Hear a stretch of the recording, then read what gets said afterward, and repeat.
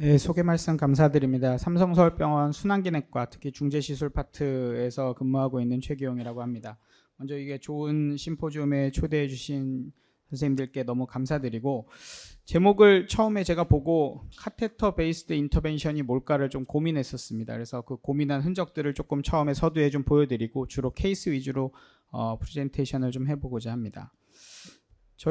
저는 이제 주니어 스텝이니까 저희 스승님들께서 항상 하셨던 말씀이 있습니다. 그래서 코로나리 베슬, 저는 이제 MI를 주로 보는 중재시술 의사니까 코로나리 베슬보다는 마이오카디움을 쳐다봐야 되고, 그 마이오카디움 너머에 있는 헤모다이나믹을 먼저 쳐다봐야 된다. 그래서 제일 중요한 건 헤모다이나믹이다라는 이제 강조의 말씀들을 저희 스승님들께서 해주셨고, 그런 의미에서 VA 에크모는 카디악 어레스트나 카디오제닉 샥에서 저희에게 헤모다이나믹을 제공해 줄 수 있는, 스테빌라이제이션 된 헤모다이나믹을 제공해 줄 수 있는 중요한 디바이스가 되겠습니다. 그래서 브릿지 투 리커버리, 트랜스플란테이션, 디시전, 듀러블 MCS로 가는 그 브릿지를 역할을 하고 있는 게 저희가 VA 에크모라고 생각하는데요.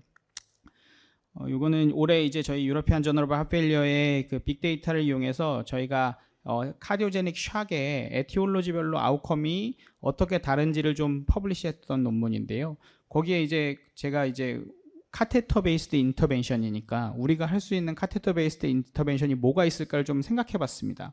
한 3분의 1 정도는 AMI 카디오제닉 샥인데, AMI 카디오제닉 샥에서 카테터 베이스드 인터벤션은 PCI를 할 수 있을 것 같고요. 나중에 넌 AMI CS 중에 3분의 1 정도, 절반 정도는 이스케믹 카디오마이패시 릴레이티드 카디오제닉 샥입니다. 이 환자들도 역시 PCI를 해볼 수 있을 것 같습니다. 그 다음에 넌 이스케믹 카디오마이패시, 즉 다이레이티드 카디오마이패시, 하이퍼트로픽 카디오마이패시 등 이런 넌 이스케믹 카디오마이패시 환자에서는 저희가 최근에 이제 카테터 베이스드 인터벤션을 하고 있는 게 CRT나 아니면 트랜스 카테터 레프트 아트리얼 디컴프레션과 같은 프로시저들이 있을 것 같고요. 밸뉼라 디지즈, 시비어 AS나 시비어 MR 릴레이티드 카디오제닉 샥에서는 저희가 카테터 베이스드 인터벤션으로 타비 또는 마이트랄 클립 등을 할 수 있을 것 같고, 리커런트 VT 같은 어리드미아에서 환자는 EPS로 이제 저희 어블레이션을 할 수 있을 것 같고, 마지막으로 넌 ICM CS 중에 뭐 PT 같은 병이 있다면 카테터 스롬벡토미 등의 인터벤셔널 카디올로지스트가 할 수 있는 프로시저들이 정해져 있을 것 같습니다. 그래서 이런 케이스들을 조금 보여드리려고 하고요. 결국에는 이 유로피안 저널에 나왔던 리뷰 페이퍼인데요. 결국에는 우리가 파시블 MCS 캔디데이트는 거의 이미 환자가 거의 돌아가시기 직전 에이녹식 브레인 데스나 이런 환자들을 빼고, 그다음에 노 MCS가 필요 없을 때도 살 수 있는 환자들을 빼고, 요 한 코호트 B 파시블 MCS 캔디데이트를 잘 찾는 게 중요하고, 그렇게 MCS를 언제 적용하는지가 사실 제일 중요한 것 같습니다.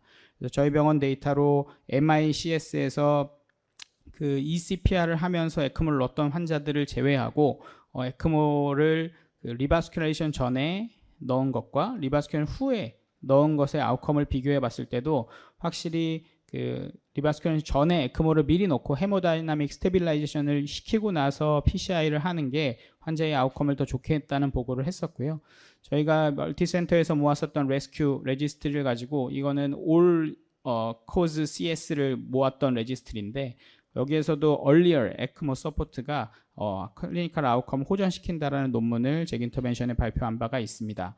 그래서 저희가 조금 애매하다 싶으면 빨리 넣는 게 좋겠다라는 게 이제 저희 생각이고요. 지금부터 이제 케이스들을 조금 보여드리면서 카테터 베이스드 인터벤션에서 저희가 에크모를 어떻게 활용하고 있는지 좀 소개시켜 드리려고 합니다.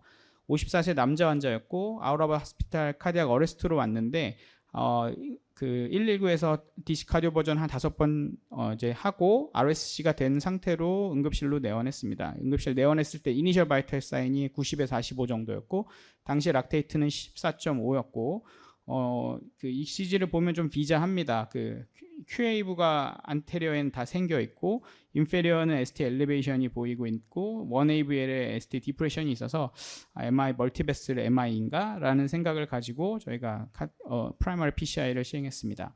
엔지오그래피를 보시면 RCA가 프록시말의 토탈이고요. LAD도 여기가 LAD인데 LAD도 서브 토탈 내지는 토탈인 것 같고, 서컴플렉스에도 한 90% 이상의 스테노시스가 있는 3베슬 디지즈 환자였습니다. 엔지오그래피를 딱 찍고 나니까 환자 혈압이 한 65에 48까지 쭉 떨어지고요. 그래서 스카이 클래시피케이션으로 하면 CA 또는 DA 정도가 될 것 같고, 그래서 NS를 좀 드립하고 노에피네프린 CIV를 시작했고 일렉티브 에크모를 넣고 저희가 시술을 하기로 결정했습니다. 이렇게 extremely high risk PCI에서는 저희가 에크모를 등의 MCS를 미리 적용해서 프로필락틱 유즈하는 것도 허용을 하고 있고요. 그래서 저희 고민의 끝에 이제 에크모를 먼저 넣고 시술했던 환자의 케이스입니다. 그래서 RCA가 아무래도 컬프릿 같다. 이 심전도를 보고 엔지오를 봤을 때 RCA가 컬프릿 같다라고 생각해서 RCA를 먼저 이제 포발을 시행했고요. 보니까 여기 밑에까지 미드 RCA까지 스롬보스가 꽉 차 있는 걸 볼 수가 있습니다. 그래서 스롬보 석션을 시행했고, 석션을 하고 나니까 조금 스롬보스가 빠지긴 했는데 여전히 그 벽들에 스롬보스가 좀 덜러붙어 있어서 이제 스텐트를 삽입을 했고요. 4.0 48mm DS를 넣고 나서 RCA는 TIMI3 플로우를 잘 유지했었습니다. 자, 그러면 이제 LAD와 서컴플렉스가 남아 있는데요. 선생님들 다 잘 아시는 트라이얼일 것 같습니다. 컬프릿 샥 트라이얼이라고 그 필레 그룹에서 독일에서 시행했었던 트라이얼이 있고 약 700명의 MI 카디오제닉 샥 환자를 대상으로 컬프릿 온리 PCI와 멀티베슬 PCI를 비교했었던 연구이고요. 프라이머리 엔드포인트가 30day death or renal replacement therapy였는데 프라이머리 엔드포인트를 컬프릿 온리 PCI 그룹에서 통계적으로 유의하게 줄이는 것으로 컬프릿 샥 트라이얼이 발표가 되면서 가이드라인이 이전까지는 카디오제닉 샥에서는 멀티플 한 PCI를 하라고 권고를 하다가 컬프릿 샥 결과로 인해서 이제 멀티베슬 PCI를 프라이머리 PCI 때 하는 것은 클래스 3로 변경이 되었습니다. 하지만 이 컬프릿 샥 트라이얼의 단점들도 좀 존재하는데 컬프릿 샥 트라이얼에는 에크모가 한 6, 7%밖에 되지 않고 대부분의 환자가 락테이트 2.0 이상인 환자가 2.0 이상인 사람이 35%밖에 되지 않는 등 약간 마일드한 카디오제닉 샥이 많이 포함되지 않았나라고 생각이 되고, 특히 우리가 non-physiologic한 디바이스인 VA 에크모를 넣게 되면 이 LV 필링 프레셔가 올라가고 애프터로드가 증가하는데 그런 상황이 됐을 때는 non-culprit 스테노시스가 또 동일한 스테노시스라고 하더라도 코로나리의 이스케미아가 더 조장되는 환경이 될 수가 있습니다. 그래서 저희가 생각했을 때는 non-culprit에 미리 PCI를 해주는 게 에크모 위닝도 좀 빨라지고 환자의 아웃컴을 좋게 하지 않을까라고 생각을 해서 레스큐 샥 트라이얼이라는 연구를 진행하고 있습니다. 컬프릿 온리와 이미디어트 멀티베슬 PCI를 VA 에크모가 들어간 환자에서 랜더미제이션을 하고 있고 현재까지 한 165명, 6명 정도의 환자가 등록이 되어서 활발하게 지금 등록 중입니다. 그래서 이 환자는 제가 레스큐 샥에 랜더미제이션을 했고 멀티베슬 PCI군이 나왔습니다. 그래서 LAD와 서컴플렉스를 이제 PCI를 하려고 생각을 하다 보니까 LAD가 거의 CTO스럽거나 아니면 서브토탈 정도로 보였었고, 그래서 와이어를 처음에 그냥 플로피한 소프트 와이어를 넣어봤는데 잘 안 들어가서 조금 딱딱한 와이어와 마이크로 카테터 서포트 하에서 와이어링을 했고 벌룬을 시행했습니다. 벌룬하고 나서 플로우가 열렸는데 이 다이아고널 쪽까지 플로우는 아주 잘 열려 있는데요. LAD 쪽이 다 마른 건지 스롬보스가 꽉 차 있는 건지 잘 모르겠어서 거기에다가 이제 벌룬을 추가적으로 해보고 위에는 조금 더 큰 벌룬으로 시행을 했고요. 보니까 여기는 거의 열리지 않아서 이 LAD 테리토리는 애뉴리즈말 체인지도 있었고 여기는 CTO가 이미 오래돼서 혈관이 말랐다고 판단하고 위에 프록시말 다이아고널이 컸기 때문에 프록시말에 이제 스텐트만 삽입을 했습니다.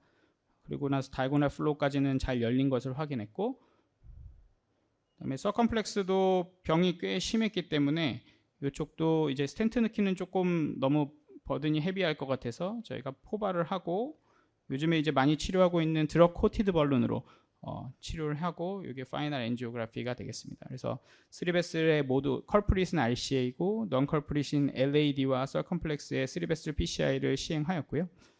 포스트 PCI 1데이 때 에크모는 리무브가 가능하였고 2데이부터 이제 저희가 GDMT를 시작했습니다. 그리고 5데이 때 환자는 디스차지했고 LV 펑션은 한 30% 정도 되는데 저희가 요즘에는 약도 많이 좋아졌기 때문에 엔트레스토와 베타블로커, SGLT2 이니비터, 스피로락톤까지 4필라 메디케이션을 하면서 퇴원해서 외래 얼마 전에 오셨었는데 환자분은 잘 지내고 계십니다. 이제 또 다른 케이스를 하나 좀 보여드리겠습니다. 63세 여자 환자였고요. 니아클래스 4 디스프니아를 주소로 타원에 내원했던 환자고 저희 쪽에는 흉부외과 쪽으로 리퍼되었던 환자입니다. 이제 당시에 이제 바이탈 사인이 87에 42, 혈압이 좀 낮았는데 당시에 바소프레신 0.03에 노르에피네프린 0.8, 도부타민 5마이크로를 사용해서 VIS, 바소액티브 이노트로픽 스코어를 계산해 보면 약 90점 정도가 됐었고 인투베이션이 돼 있는 상태에서 환자가 전원이 왔습니다.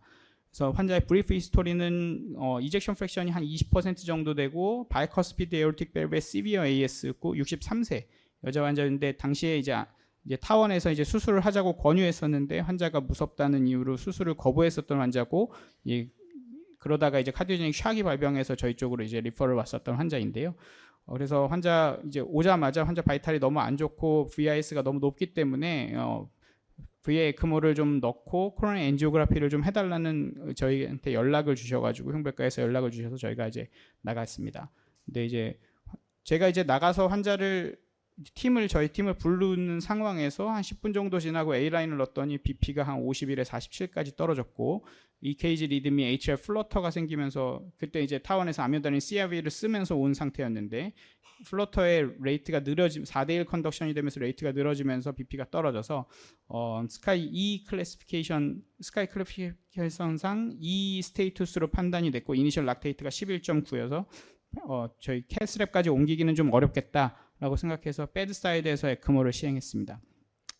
에크모를 시행하고 나서 엔지오그래피를 저희가 시행을 했는데 여기 좀 톨셔스에서 잘 안 보일 텐데 여기가 LAD가 서브토탈이었고요. 빅 다이아고널에도 거의 서브토탈 체인지가 있어서 저희가 이제 캐비지 하면서 AVR 하는 거를 이제 흉부외과 선생님과 논의를 했는데 일단은 PCI를 먼저 해줬으면 좋겠다라는 말씀을 해주셔서 일단은 LAD와 다이아고널에 스텐트를 넣었습니다.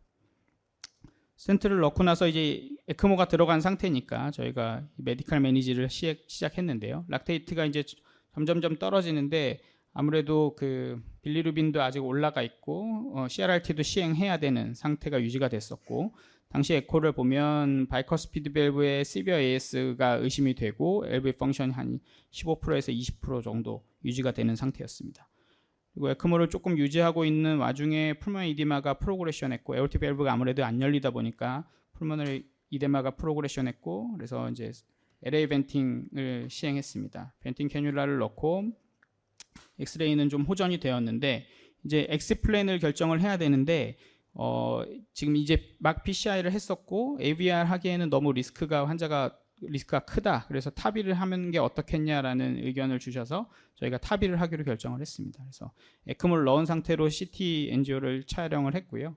그래서 타비 밸브를 셀렉션하고 벤팅 캐뉼라와 에크모가 들어가 있는 상태에서 타비를 시행했습니다. 그래서 프리벌룬을 먼저 하고 그다음에 에볼룻 34mm 밸브를 넣고 이제 석세스풀하게 타비를 성공을 했고요. 그리고 나서 포스트 타비 3일째 에크모는 펄큐테니어스로 프로글라이드를 이용해서 리무브하였고 6일째 CRRT 끊고 한 달간 재활치료 등 치료를 하고 석세스풀하게 퇴원했었던 환자입니다. 마지막으로 2케이스 정도를 짧게 보여드리고 강의를 마치고자 하는데요. 49세 여자 환자였고 이거는 양정원 선생님 케이스였습니다. 저한테 이제 제공을 해주셨는데 포스트오피 카디악 어레스트가 나서 저희가 CT를 찍었더니 매시브한 풀모너리 스롬보 엠볼리즘이 발견이 됐었고 당시에는 이제 요즘에는 이제 카테터 스롬벡토미 디바이스들이 이제 들어오려고 하는 것 같은데 당시에는 없었기 때문에 피그테일을 이용해서 스롬보 석션을 시행하였습니다. 하고 나서 이런 스롬보스들이 많이 나왔고요. 그리고 나서 VA 에크모를 위닝했었던 케이스가 되겠습니다. 그리고 네 번째 케이스는 69세 여자 환자였고 크로닉 하페일리어의 시비어 MR, DCMP, LV 이젝션 프랙션 25% LBBB 환자였는데 당시에 프로그레시브 카디오제닉 샥이 생겨서 VA 에크모를 넣었었고요. VA 에크모를 넣고 나서 이제 CRT를 결정해서 에크모 서포터에 CRT를 했었던 환자입니다. 그래서 비포 CRT에는 이제 DC 크로닉가 심하다가 CRT를 하고 나서 환자 이젝션 프랙션도 많이 좋아지면서 석세스풀하게 위닝했었던 케이스가 되겠습니다. 그래서 저희 인터벤셔널 카디올로지 분야의 테크닉들이 많이 발전하고 디바이스들이 많이 생기면서 저희가 다양한 분야에서 이제 카테터 베이스드 인터벤션을 시행하고 있습니다. 그럼에도 불구하고 카디오제닉 샥은 여전히 하이스트 모탈리티를 보이는 코즈가 되겠고요. 앞서 데이터를 좀 보여드렸지만 우리가 고민될 때는 에크모를 빨리 넣고 그 다음에 이제 프로시저를 해서 하는 게 바이탈을 스테이빌라이제이션 시키고 프리포스트 프로시저럴 피리어드의 컴플리케이션도 이제 조금 줄일 수 있는 방법이 아닐까라고 생각이 됩니다. 경시현 교수 감사합니다.